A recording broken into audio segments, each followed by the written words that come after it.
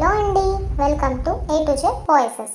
ఈరోజు మనం మాట్లాడుకోబోయే టాపిక్ ఏంటి, కొత్త ఇంటికి షిఫ్ట్ అయిన వరుణ్ తేజ్ మరియు లావణ్య త్రిపాఠియా ఎందుకో తెలుసుకుందాం. వీడియోని ఎక్కడ స్కిప్ చేయకుండా చూడండి.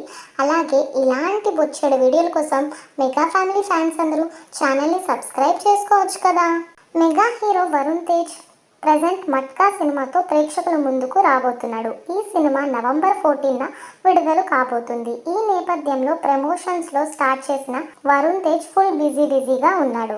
ఇక మెగా హీరో పర్సనల్ లైఫ్ విషయానికి వస్తే గత ఏడాది లావణ్య త్రిపాఠిని ప్రేమించి పెళ్లి చేసుకున్నాడు. అప్పటి నుంచి ఆమె సినిమాలకు దూరం అయింది.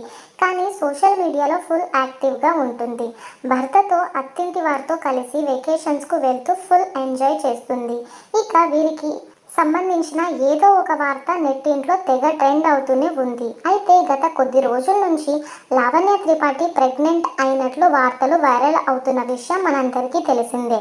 ఇదిలా ఉంటే తాజాగా వరుణ్ తేజ్ మరియు లావణ్య త్రిపాఠి ఒక కొత్త ఇంటికి షిఫ్ట్ అయినట్లు ఓ వార్త సోషల్ మీడియాలో వైరల్ అవుతుంది.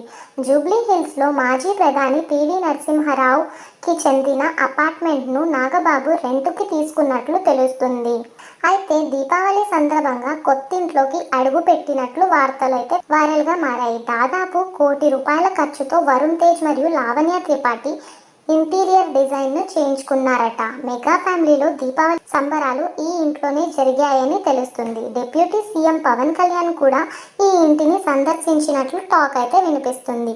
దీని గురించి మీరేమనుకుంటున్నారో కమెంట్ చేయండి. అలాగే ఈ వీడియోని లైక్ చేయండి, షేర్ చేయండి. ఇలాంటి బొచ్చెడు వీడియోల కోసం సబ్స్క్రైబ్.